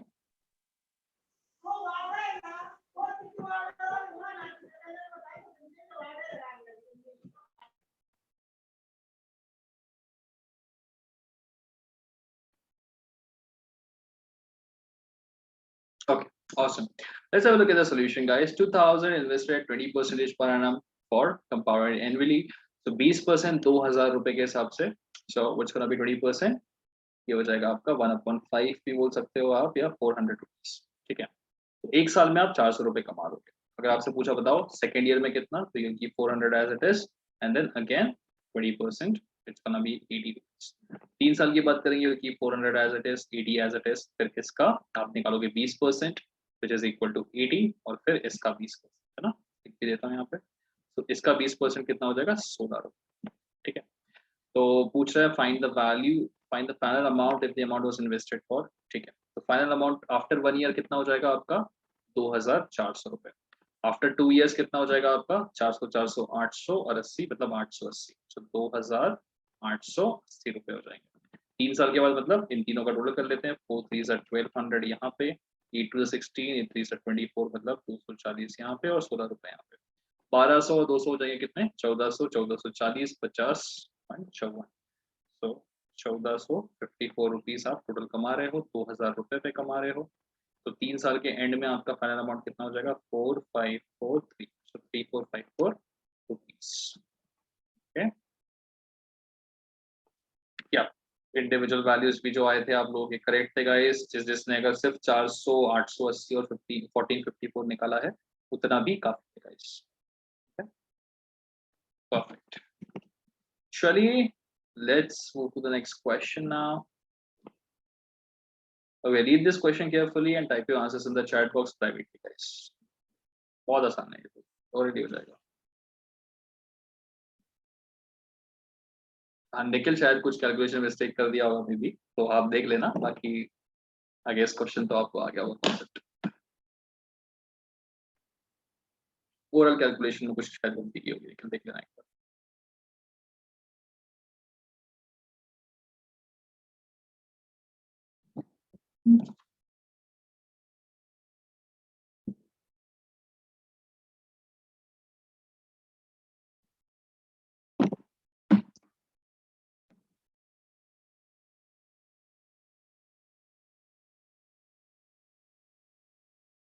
कोई बात नहीं कृष्णकांत, अभी वापस से चलेंगे, उस क्वेश्चन को डिस्कस कर लेंगे. ठीक है, okay. Tushar incorrect, Nikhil correct.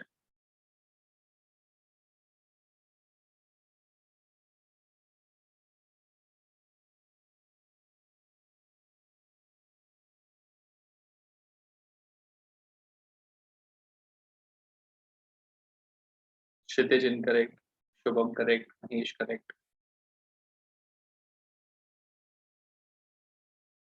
No Kshitij. Rajdeep incorrect.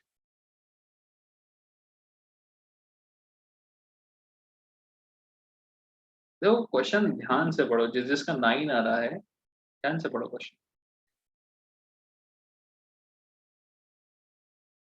Rajdeep correct, रवफ correct, Sumeer incorrect, Krishnakant correct, Kshitij correct. Good job guys. Just wait for 10 more seconds.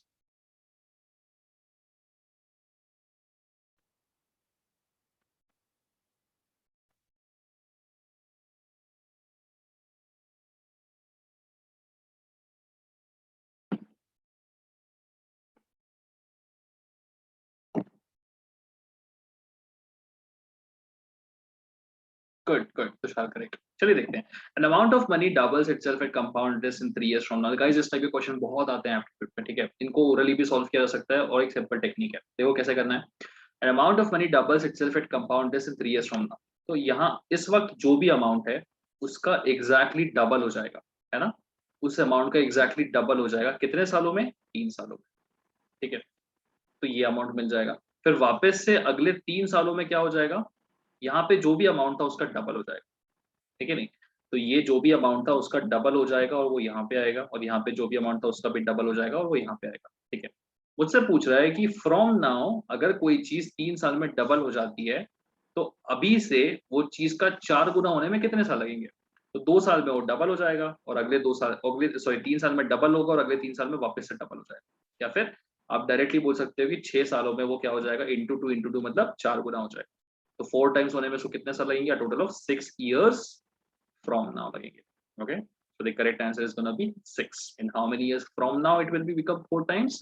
It will become 4 times in 6 years from now. Okay, so इन सब में कुछ PRT वगैरह लिखने की जरूरत नहीं है, orally logically क्वेश्चन सॉल्व होते हैं। ठीक है, just count till 5, किसी का कोई डाउट हो तो पूछो। 5 4 3 2 1। awesome, चलिए आगे बढ़ते हैं। अच्छा, कोई डाउट आया है क्या? Sure, I'll just explain it to you once again, don't worry. Okay, so we can see that कोई चीज है जो डबल हो रही है 3 सालों में, तो 3 सालों में डबल हो रही है तो वो 4 गुना कब हो जाएगी? तो एग्जैक्टली उसको 3 साल और लग जाएंगे। ठीक है, देखो ये मान लो ये था वैल्यू कितना 100, ठीक है, 100 मेरा डबल हो रहा है, मतलब 100 200 हो जा रहा है, कितने सालों में? 3 सालों में। मुझसे पूछ रहा है कि 100 4 गुना कब होगा, मतलब मुझे 100 का बनाना है कितना, 400। तो 400 होने के लिए इसको वापस से डबल होना पड़ेगा, डबल होने के लिए उसको वापस से कितने लगेंगे? 3 साल लग जाएंगे। तो पहले 3 साल में वो डबल हुआ, फिर अगले 3 साल में वापस से डबल हो गया, मतलब वो 6 सालों में कितना हो गया? 4 टाइम्स हो गया। ठीक है, so is this clear to you? Chat में जिन्होंने लिखा था अभी यस, ऑसम। चलिए आगे बढ़ते हैं guys, try to solve the next question, your time starts now. Type your answers in the chat box privately guys.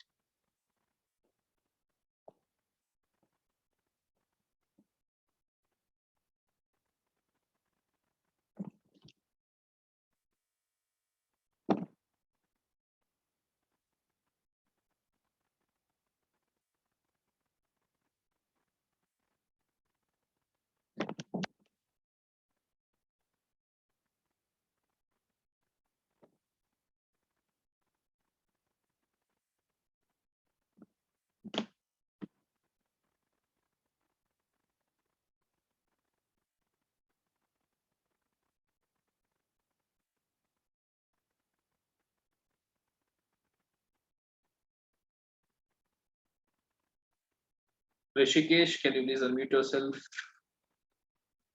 Hello हाँ जी, क्या गलती की हेलो ऋषिकेश आपने अभी?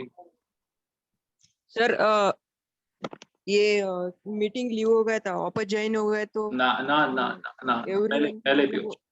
ठीक है, सेशन के एंड में बात करते हैं guys. There are few things that you guys should learn कि मैं उन चीजों पे जोर क्यों देता हूँ करके आपको पता चलेगा। ठीक है, कोई बात नहीं, चलो सेशन के एंड में बात करते हैं। Shiv Gopal Tiwari is on the same step, करते हैं Sorry. सेशन के एंड में बात। ठीक है, करते हैं सेशन के एंड में बात करते हैं।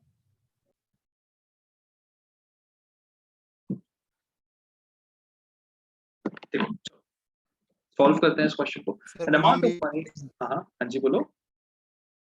कह रहे थे हम भी ऑफलाइन हो गए थे, फिर से ऑनलाइन आए, फिर उसके बाद ठीक, ये भी करने करते चला हैं। गया। मैं सेशन के एंड में बताता हूँ कि मैं क्यों इन चीजों पे स्ट्रेस कर रहा हूँ, बताता हूँ आपको। ठीक है, चलो। Okay. An amount of money doubles itself at compound interest in 3 years from now. In how many years from now it will become 6 times? ठीक है, देखो वो 3 सालों में 2 गुना हो जा रहा है, तो या तो आप चाहो तो काउंट करके देख लो बार बार, है ना। तो जो भी अमाउंट टैक्स था, मान लो 100 रुपए था, ठीक है, 100 रुपए का मुझे क्या बनाना है? 1600 बनाना है ना, 16 टाइम्स बनाना है। ठीक है, तो 3 साल के बाद क्या होगा? ये डबल हो जाएगा, कितना हो जाएगा? 200 हो जाएगा। फिर वापस से डबल हो जाएगा, कितना हो जाएगा? 400 हो जाएगा। फिर वापस से डबल हो जाएगा, कितना हो जाएगा? 800 हो जाएगा। वापस से डबल हो जाएगा, कितना हो जाएगा? 1600 हो जाएगा। 1600 होने के लिए कितने बार डबल होना पड़ेगा उसको? 1 बार, 2 बार, 3 बार, 4 बार। हर बार उसको 3 साल लग जाएंगे। 3 यहाँ पे, 3 यहाँ पे, 3 यहाँ पे, 3 यहाँ पे। मतलब 100 से लेकर 1600 पहुंचने के लिए उसको 3 3 6 3 9 3 12, टोटल 12 साल लग जाएंगे। ठीक है, okay, so 12 is the correct answer guys. If anyone has any doubt, please unmute yourself and ask me the question. Just count till 5. So 5 4 3 2 1. Awesome. Okay, now एक ये टाइप का क्वेश्चन होता है, कई बार पूछा जाता है और बहुत ही इंपॉर्टेंट है ये क्वेश्चन। ठीक है, type your answers in the chat box privately guys, कोशिश करो इसे सॉल्व करने की।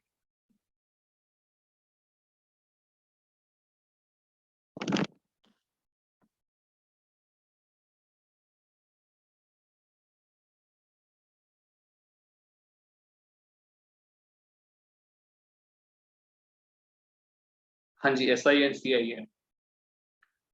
SI में अगर 10% पे डालते हैं हम तो एक सर्टेन अमाउंट मिलता, CI में 10% पे डालेंगे तो एक सर्टेन अमाउंट मिलेगा, तो ऑब्वियसली CI में ज्यादा अमाउंट मिलेगा मुझे, right.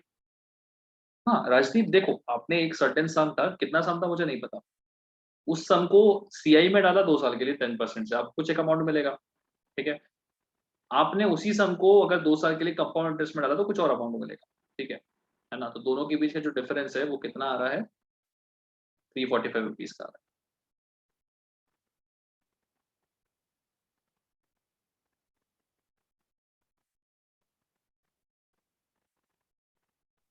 So I'm not getting the questions. कोई बात नहीं,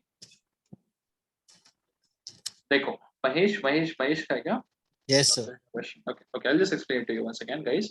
See, if you let's say आपके पास 100 रुपए थे, okay. Sir, can you explain it in English, sir? I can't. Sure. I will do that. I will do that. Let's say you've got 100 rupees and you've got 2 banks. This is your bank A and this is your bank B. Okay. Now, bank A is offering you rate of interest of 10% per annum for 2 years. Okay. Okay. That's it. Whereas bank B is offering you 10% per annum compounded annually for 2 years. Okay. So in the first case you are getting a simple interest, in the second case you're getting the compound interest because it is Yes, being sir. offered compounded annually, right? Okay. So you'll be earning some amount over here, you'll also be earning some amount over here. We right? need to find out the difference, right?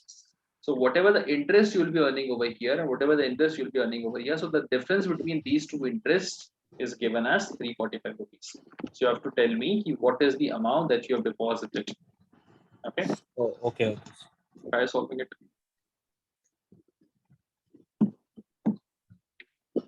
बनेगा तो बहुत अच्छी बात है, नहीं बनेगा तो भी टेंशन मत लेना गाइस, इसको भी करने का बहुत छोटा सा शॉर्ट ट्रिक।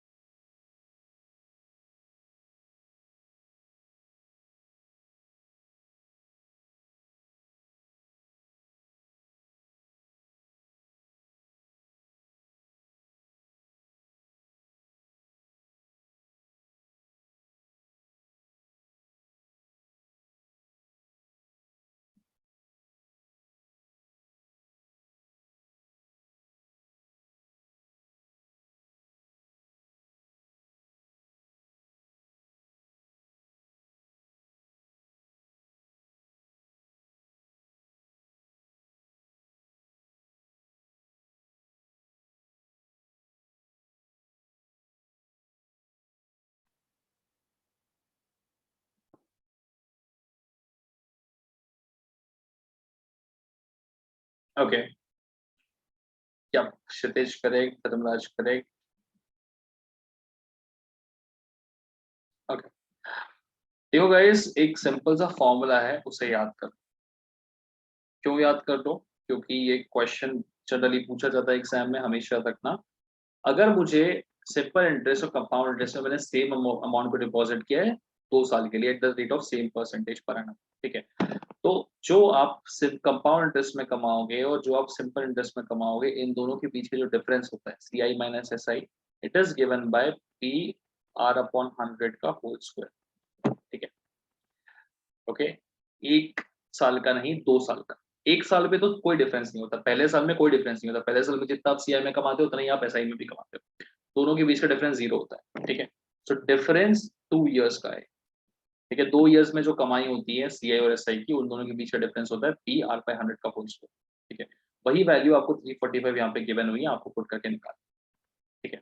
वैसे ही अगर आपसे ये चीज 3 इयर्स में पूछी गई, ठीक है, तो उसका डिफरेंस भी आपको फॉर्मूले में पता होता है। आपको CI माइनस SI करना है यहाँ पे, ठीक है। कितना नंबर रहेगा साथ में साथ आपको क्या लग जाएगा 300 प्लस R/100 भी लग जाएगा, ठीक है। तो जो है उसे ऑलरेडी लिखना है आपको, उसके मल्टीप्लिकेशन में क्या डाल देना है 300 प्लस R/100 डाल, ठीक है। As it is into 300 plus R/100, that's ठीक है। 3 इयर्स के बारे में फिलहाल बात नहीं करते हैं, ठीक है, बिकॉज 3 इयर्स के लिए और एक टेक्निक होती है जिससे मैं वापस से डिस्कस करूंगा। We have got just 4 minutes left, तो सिर्फ आज 2 इयर्स का लेके चलो, 3 इयर्स का मैं कल वापस स्टार्टिंग में बताऊंगा, शुरू के 5 मिनट में हो जाएगा, ठीक है। तो सिर्फ 2 इयर्स का याद रखो आज, कि जब भी आपसे पूछा गया कि बताइए कि अगर आपने सिंपल इंटरेस्ट और कंपाउंड इंटरेस्ट में पैसे डाले हैं अलग अलग, ठीक है, तो 1 साल के बाद दोनों में क्या डिफरेंस होगा, after 1 year there is no difference, ठीक है, तो zero. The difference after 1 year is zero. अगर आप CI से डालो चाहे SI से डालो, 1 साल के बाद दोनों में सेम अमाउंट मिलता है, ठीक है। लेकिन 2 साल के बाद कितना मिलता है, 2 साल के जो भी अमाउंट मिलता है उनके बीच का डिफरेंस होता है कितना, PR/100 का होल स्क्वायर, ठीक है। आपने मान लीजिए P अमाउंट को डिपॉजिट किया था, रेट ऑफ इंटरेस्ट था कितना R आपका अपॉन 100 का होल स्क्वायर, आप इक्वेट करा दो किससे, जो दोनों के बीच का डिफरेंस है। सो 345 आपने डिपॉजिट किया था 10% से, तो 10/100 का whole square is equal to 345। एक 0 से एक 0 कट जाएगा, it is gonna be P into 1/10 का whole square is 100 is equal to 345, therefore the value of P is going to be equal to 34500 guys, okay। तो अगर आपसे पूछता है बताइए 1 साल में कितना डिफरेंस रहेगा दोनों के इंटरेस्ट में, 1 साल में दोनों के इंटरेस्ट में 0 का डिफरेंस रहेगा। 2 साल में कितना डिफरेंस रहेगा दोनों के इंटरेस्ट में, 2 साल में डिफरेंस रहेगा exactly equal to P into R/100 का होल स्क्वायर, ठीक है। अमाउंट को इक्वेट करा देंगे डायरेक्टली फॉर्मूले से, यू कैन आंसर इट, ठीक है। फॉर्मूला कैसे आता है, हाँ बोलो। For 3 years, we need to keep P into R/100 whole square 3 years. 3 years का रुक जाओ, आई टेल यू अगेन कल, ठीक है। आज के लिए डाइजेस्ट नहीं होगा वो, ठीक है। Okay, okay. तो कल करते हैं, I just tell you 1 second, ठीक है। आज के लिए सिर्फ इतना याद रखो 2 इयर्स, क्योंकि 2 इयर्स का याद रखना तो 3 इयर्स में खाली एक वैल्यू ये ऐड करनी है आपको, सो वो कल आप उसे कर पाओगे, ठीक है ना। Okay, so there is anyone having any doubt, please unmute and ask. Formula कैसे आया है मैं बताऊं, हाँ बोलो सर। इससे पहले वाला क्वेश्चन समझा दो। श्योर श्योर कृष्ण, कल मैं उस पे आ जाता हूँ, ठीक है।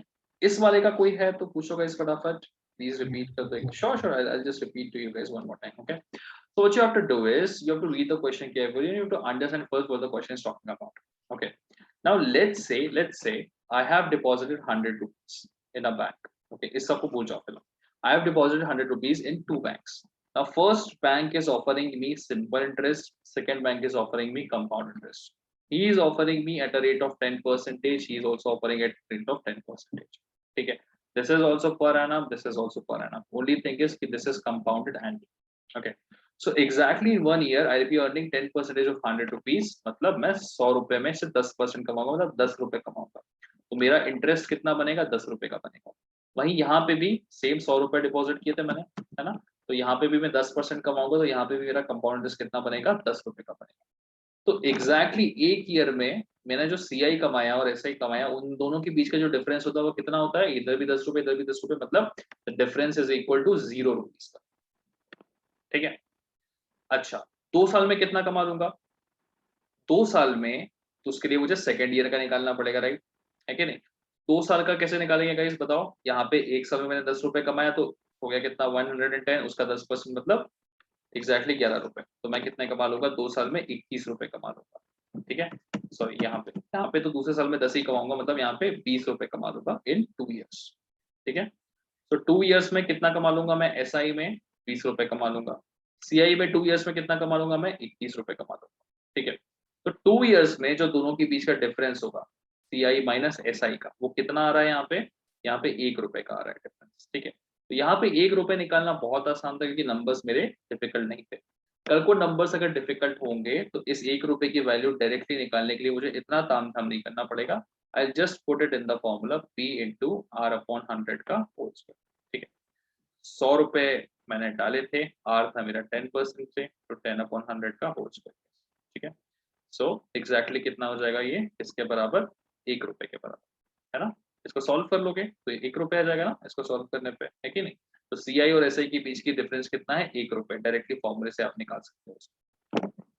और वही चीज जो है फॉर्मूले में यहाँ पे 345 की लिखी हुई है, तो हम इसी को इक्वेट करेंगे 345 से, so that we can find the value of principal. Guys अगर डाउट है तो पूछो, या तो आप इतना करके निकाल सकते हो या फिर आप चाहो तो डायरेक्टली फॉर्मूला पुट करके भी इन दोनों के बीच का डिफरेंस निकाल सकते हो, जो कि 1 रुपया आएगा फॉर्मूला पुट करने से, और जो कि है भी यहाँ पे।